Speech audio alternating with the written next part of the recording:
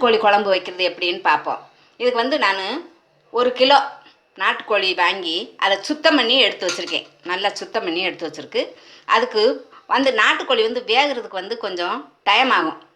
Broiler மாதிரி சீக்கிரம் வேகாது. இது வந்து கொஞ்சம் டைம் ஆகும். அதனால் குக்கரில் 1 விசில் 2 விசில் விட்டு ஃபஸ்ட்டில் எடுத்துக்கிடுவோம். அது கூடவே நம்ம கொஞ்சம் உப்பு, கொஞ்சம் மஞ்சள் தூள் இதெல்லாம் போட்டு நம்ம வேக வச்சு 2 விசில் விட்டு எடுத்து வச்சுக்கிட்டு அதுக்கப்புறம் நம்ம அதுக்குரிய மசாலா ரெடி பண்ணிக்கிடுவோம். ஃபஸ்ட்டில் வந்து குக்கரில் போட்டுக்குருவோம். போட்டுட்டு கொஞ்சம் உப்பு போட்டுக்குருவோம்.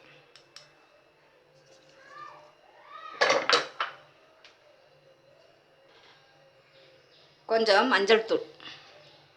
இது கூடவே கொஞ்சம் ரொம்ப தண்ணி ஊற்றாதீங்க, கொஞ்சமாக தண்ணி ஊற்றிக்கிடுவோம். ஏன்னா இந்த கறி வந்து நம்மளுக்கு தண்ணி விடும். அதனால நான் சுருக்கமாக தண்ணி விட்டுருக்கேன். இதை இப்போ ஒரு மூடியை போட்டு ஒரு 2 விசில் விட்டு எடுத்துக்கணும்.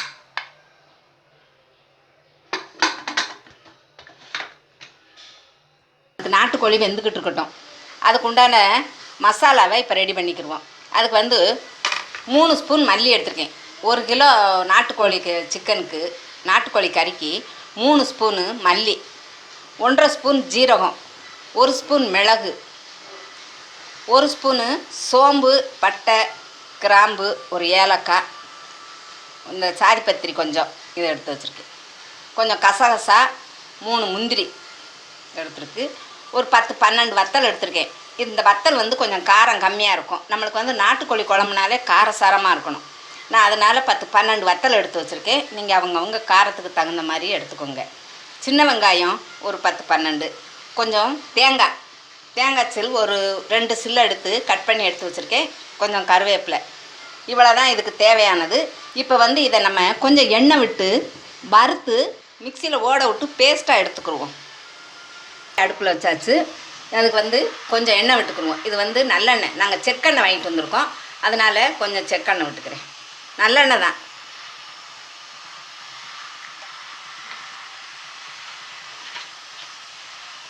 நாட்டுக்கோழினாலே உங்களுக்கு நல்லெண்ணெய் ஊற்றினா தான் ரொம்ப அருமையாக இருக்கும். அதனால் கொஞ்சம் நல்லெண்ணெய் வாங்கி விட்டுக்கோங்க.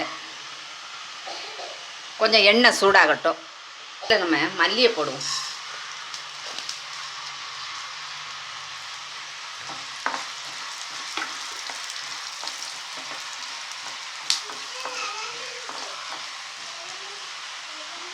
அது கூடவே ஜீரகம், பெருஞ்சீரகம், மிளகு, மற்ற ஐட்டத்தெல்லாம் போட்டுருவோம்.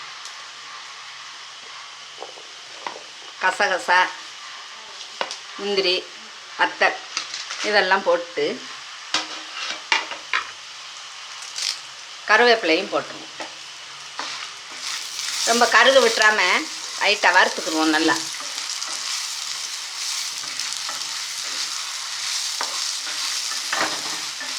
நல்லெண்ணெய் விட்டு வருங்க. நல்லெண்ணெய் நாட்டுக்கோழி இருந்தால் நல்லெண்ணெய் வாங்கி குழம்பு வைங்க, ரொம்ப அருமையாக இருக்கும். காரசாரமாக இருந்தால் நாட்டுக்கோழி குழம்பு நல்லாயிருக்கும். அதனால் கொஞ்சம் உரப்பு காரமாகவே வச்சு சாப்பிடுங்க. சின்ன வெங்காயமும் தேங்காய் சிலையும் உள்ளே போட்டுருவோம். எல்லாம் மொத்தமாக நல்லா வதக்கிட்டு அதுக்கப்புறம் நம்ம பேஸ்ட் பண்ணி எடுத்துக்கணும்.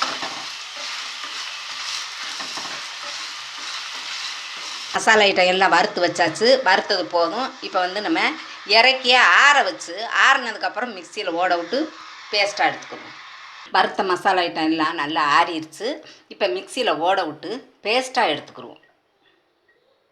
இப்போ குழம்புக்குரிய பேஸ்ட்டு நம்மளுக்கு இப்போ ரெடி ஆயிடுச்சு.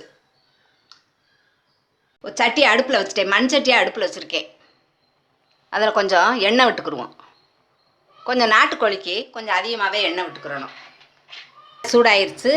கொஞ்சம் சோம்பு, ஒரு இலை, கொஞ்சம் இந்த இது பார்த்துக்கோங்க, தாளிக்கிறதுக்கு போட்டாச்சு. கொஞ்சம் கட் பண்ணி வச்சுக்கோங்க.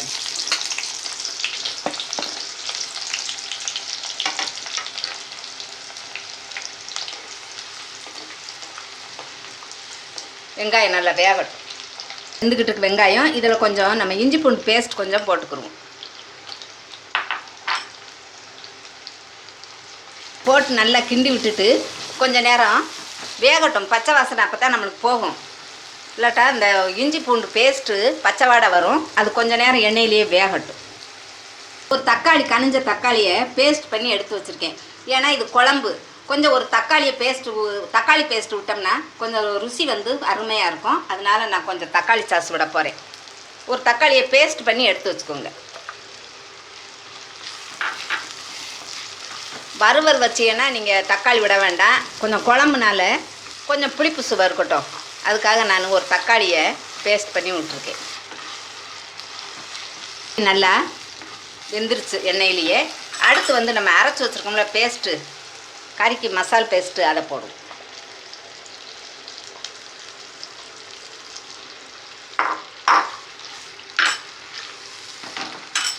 நல்லா இந்த எண்ணெயிலேயே வேகட்டும். எண்ணெய் நல்லா பிரிஞ்சு வரணும், அந்த அளவுக்கு வேகட்டும். அதுக்கப்புறம் நம்ம லாஸ்ட்டாக சிக்கனை போடுவோம். ஏன்னா நம்ம ஃபஸ்ட்லேயே குக்கரில் வேக வச்சுருக்கோம். அதனால் இதை லாஸ்ட்டில் போட்டால் போதும். இது நல்லா பிரிஞ்சு வரட்டும், எண்ணெய் பிரிஞ்சு வரட்டும்.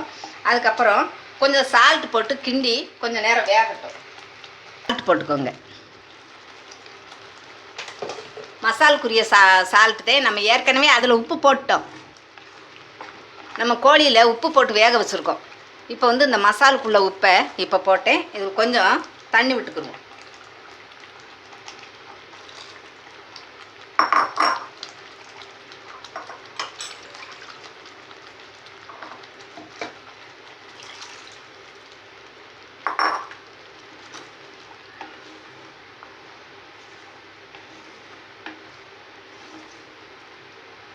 நல்லா வெந்து எண்ணெய் பிரிஞ்சு வரட்டும். ஒரு மூடியை போட்டு மூடி வச்சுருவோம். மசால் வந்து நம்ம எண்ணெயிலேயே நல்லா வெந்துருச்சு. நல்லா வெந்து பச்சை வாடையெல்லாம் போயிடுச்சு. இப்போ அடுத்து வந்து நம்மளுக்கு வந்து நாட்டுக்கோழியும் நல்லா வெந்துருச்சு குக்கரில் வச்சது. இப்போ இதை எடுத்து இதில் கொட்டிடுவோம்.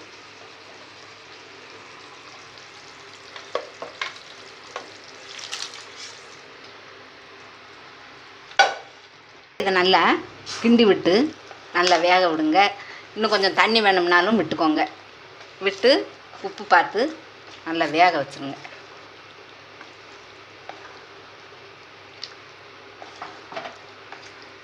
ஒன்று சேர்த்தாச்சு. இப்போ நல்லா வேகட்டும்.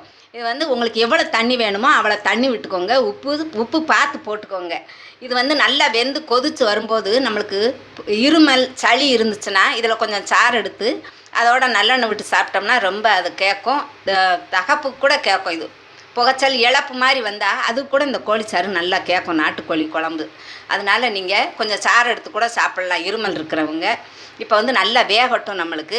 அதுக்கப்புறம் நம்ம இறக்கிடலாம். எண்ணெய் பிரிஞ்சு வரணும். நல்லா ஏற்கனவே வெந்ததே இன்னும் கொஞ்சம் நேரம் வெந்து இந்த எண்ணெயெல்லாம் பிரிஞ்சு வரட்டும். நம்ம இறக்கிடலாம். நாட்டுக்கோழி குழம்பு நம்மளுக்கு ரெடி ஆயிடுச்சு. இந்த பாருங்கள், எண்ணெய் பிரிஞ்சு நல்லா இப்படி வர்றது வரைக்கும் வச்சுருங்க. நல்லா எண்ணெய் விட்டு வரணும். அது வரைக்கும் அடுப்பில் இருக்கட்டும். இப்போ நல்லா நம்மளுக்கு நாட்டுக்கோழி குழம்பு ரெடி ஆயிடுச்சு. இப்போ வந்து அதுக்கு மேலேயே இன்னும் கொஞ்சம் பச்சை எண்ணெயை விட்டு இறக்கிடுவோம். நல்லெண்ணெய் தான்.